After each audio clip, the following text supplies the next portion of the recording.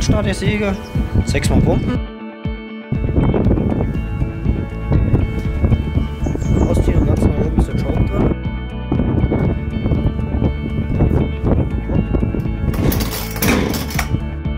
Anhebel nach unten machen.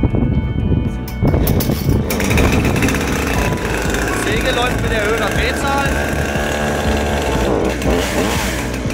Jetzt im normalen Standgasbereich.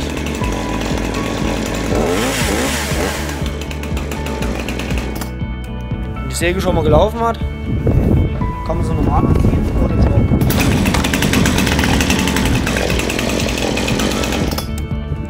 Anstellen bei erhöhter Drehzahl, Hebel nach oben und gleich wieder runter. Säge läuft höher.